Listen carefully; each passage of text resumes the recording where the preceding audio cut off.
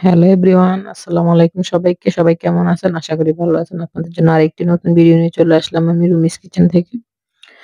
আজকে এখানে আপনাদের ঘরোয়া স্টাইলে আমি ব্রয়লার মুরগি রান্না করে দেখাবো। এখানে আমি একটা ব্রয়লার মুরগিকে ছোট, ছোট পিস করে নিয়েছি এবং এখন আমি লবণ হলুদ মাখিয়ে মাংসগুলোকে ভালোভাবে ২ মিনিটের জন্য আবার রেস্টে রেখে দিব। চুলায় একটা কড়াই বসিয়ে দিয়েছি এবং তেল দিয়ে দিচ্ছি। এ পর্যায়ে মাংসগুলো দিয়ে দিচ্ছি। এভাবে মাংসগুলো এখন ভেজে নিয়েছি। মাংসটা আমি একটু কম ভেজেছি। এখন মাংস ভাজির তেলগুলো আমি আবার একটা কড়াইতে দিয়ে দিলাম। এখন আমি একে, একে সবগুলো মসলা দিয়ে দিব। পেঁয়াজ দিয়ে দিচ্ছি আমি। বড় সাইজের ২ টা পেঁয়াজ কুচি, কুচি করে কেটে দিয়ে দিলাম। একটা কাঁচামরিচ দিয়েছি। এখন আদা বাটা দিয়ে দিলাম ১ চা চামচ এবং রসুন বাটা ১.৫ চা চামচ দিয়ে দিলাম। আদা বাটাটা আসলে মুরগির মাংসের মসলা একটু কম দিতে হয় এবং রসুন বাটাটা বেশি দিতে হয়। এখন হলুদের গুঁড়ো দিয়ে দিলাম আমি ১ চা চামচ। স্বাদমতো লবণ দিয়ে দিচ্ছি।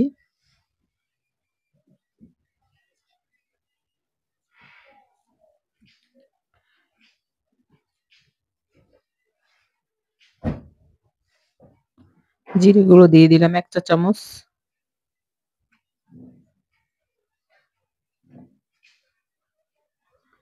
এখন এখানে আমি মাংসের মসলাগুলো দিয়ে দিলাম।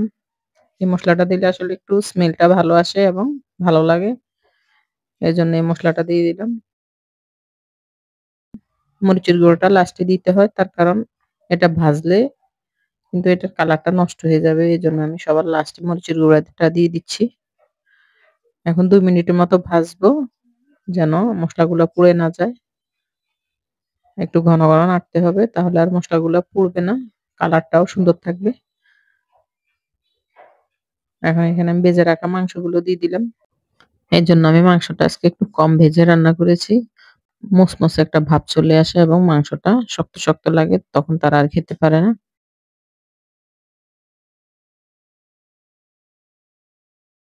এখন এখানে আমি ১ কাপের মতো পানি দিয়ে দিব আমি।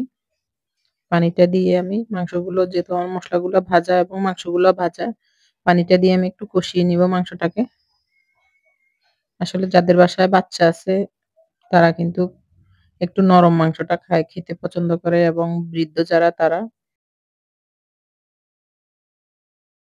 আমার তেলগুলো উপরে উঠে এসেছে এবং মাংসটা আমার কষানো হয়ে গেছে। যেহেতু মাংসগুলো ভাজি করা, বেশি সময় লাগবে না রান্না করতে।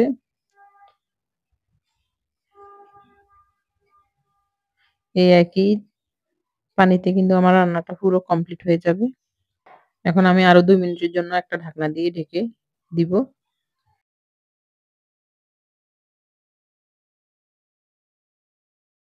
যে যেরকম ঝোল রাখতে পছন্দ করেন ঐরকমই রাখবেন। আমি একটু আজকে একটু আমি রান্নাটা একটু ঝোল রেখেই করেছি।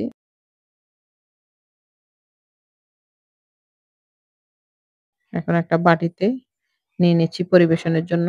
ভিডিওটি ভালো লাগলে অবশ্যই লাইক, কমেন্ট, শেয়ার করবেন। এখানে একটু এখন পেঁয়াজ বেরেস্তা দিয়ে দিলাম। আমি আগে থেকে পেঁয়াজগুলো ভেজে রেখেছি। এখানে এখন একটু দিয়ে দিচ্ছি। আমার চ্যানেলটিকে অবশ্যই সাবস্ক্রাইব করে দিবেন। পাশে থাকা বেল আইকনটি অন করে দিবেন যেন নিত্য নতুন ভিডিওটি আপনাদের কাছে সবার আগে পৌঁছে যায়। আল্লাহ হাফেজ।